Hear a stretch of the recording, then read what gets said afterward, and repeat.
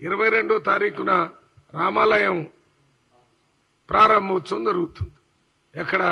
ఉత్తరప్రదేశ్లో. రామాలయం ప్రారంభోత్సవం అనేది ఉత్తరప్రదేశ్లో జరుగుతుంది. దీనికి సంబంధించి అనేక సమస్యలు, అనేక పోరాటాలు, దానికి సంబంధించి కోర్టులు ఇవన్నీ జరిగిన రాజీవ్ గాంధీ గారే మొట్టమొదట రామాలయానికి ఫౌండేషన్ వేశారు. ఆనాటి హోమ్ మినిస్టరు రాజీవ్ గాంధీ గారు ప్రైమ్ మినిస్టర్ అక్కడ పోయి ఫౌండేషన్ వేశారు. కానీ కోర్టులో స్టే రావటం వల్ల ఆ పని జరగలేదు. తర్వాత కోర్టులో కేసు క్లియరెన్స్ అయిన తర్వాత ఇప్పుడు రామాలయాన్ని కట్టడం జరిగింది. అయినా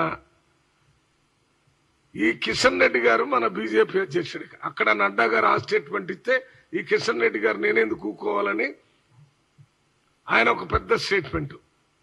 కాంగ్రెస్ పార్టీ డిఎన్ఏలోనే హిందువులకు వ్యతిరేకం అని అంటాడు. అయ్యా కిషన్ రెడ్డి గారు, ఒక్కసారి మీ అంతరాత్మతో ఆలోచించండి. భారతదేశంలో ఉన్నది హిందువులే కదా. మరి ఈ హిందువుల కోసం ఎందుకు కాంగ్రెస్ పార్టీ స్వతంత్ర పోరాటం చేసి ప్రాణాలు పోగొట్టుకుని, ఆస్తులు పోగొట్టుకుని, త్యాగం చేసి స్వతంత్రం తెచ్చారు? ఎవరి కోసం తెచ్చారు స్వతంత్రం? మీరు చెప్పినా, మేము చెప్పినా, ఎవరు చెప్పినా భారతదేశంలో హిందువులే ఎక్కువ కదా. మరి ఆ హిందువుల కోసం ఎందుకు ప్రాణాలు పోగొట్టుకున్నారు కాంగ్రెస్ పార్టీ వాళ్ళు? ఆ హిందువుల కోసం సొంత ఆస్తులను ఎందుకు పోగొట్టుకున్నారు?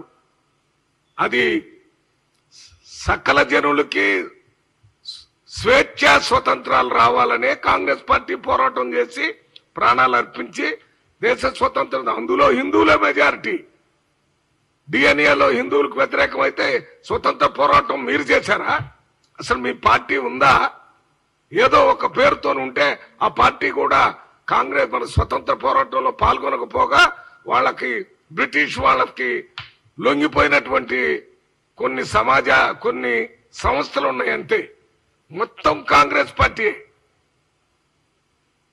ఎట్టి పరిస్థితుల్లో కాంగ్రెస్ పార్టీలో ఉన్న నాయకులు ఎవరు? ఎక్కడి నుంచి?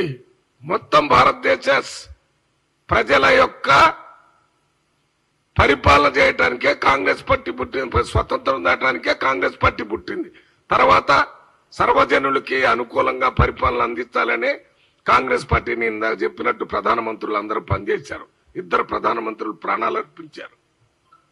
తప్పుడు మాటలు మాట్లాడుతున్నారు మీరు హిందూ మతం పేరు చెప్పి భారతదేశాన్ని ముక్క చెక్కలు చేయాలని, భారత ప్రజల్ని విడదీయాలని ప్రయత్నం చేసేది బీజేపీ పార్టీ.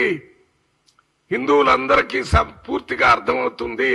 ఉత్తరప్రదేశ్ లో ఎంతో కాలం పరిపాలన చేసిన కాంగ్రెస్ పార్టీ అక్కడ ఎక్కువ మంది హిందువులే ముఖ్యమంత్రులుగా పనిచేశారు, ప్రధానమంత్రులుగా చేశారు. ఉట్టిగా ఈ మాటతోని రేపు ఎన్నికల్లో లాభం పొందాలనే ఉద్దేశంతోనే కిషన్ రెడ్డి గారు ఇటువంటి స్టేట్మెంట్ ఇస్తున్నారు. ఇది తప్పు. రామాలయాన్ని ప్రారంభోత్సవం చేయాలంటే ఇప్పుడు భద్రాచలం ఎక్కడుంది? భద్రాచలం మన తెలంగాణలోనే ఉంది కదా. ఈ బీజేపీ లేకముందే భద్రాచలం ఉంది.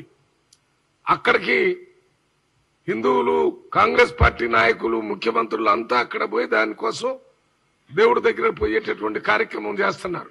ఎన్నికల కంటే ముందు రేవంత్ రెడ్డి గారు అక్కడ పోయి ఈ దేవాలయ సమగ్ర అభివృద్ధికి పనిచేస్తానని చెప్పారు. ఇవాళ కాంగ్రెస్ పార్టీ 100% ఏ మతానికి వ్యతిరేకం కాదు. ముఖ్యంగా హిందూ మతానికి అసలు వ్యతిరేకంగా ఉండే అవకాశమే లేదు. సెక్యులరిజం అంటే ఏంటి?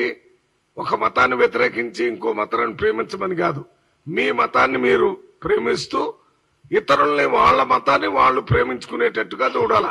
భారతదేశంలో ఉన్నటువంటి మతాలన్నీ సోదర భావంతో ఉండాలి, భిన్నత్వంలో ఏకత్వం అని చెప్పారు. హిందూ ధర్మంలో మొట్టమొదటిది ఏంటి?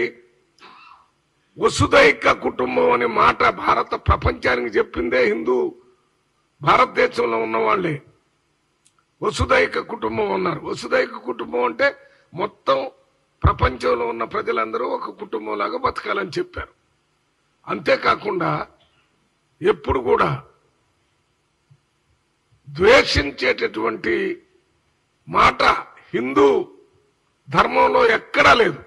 ఈ రామాయణం బీజేపీ వచ్చిన తర్వాత వచ్చినప్పుడు కాదు.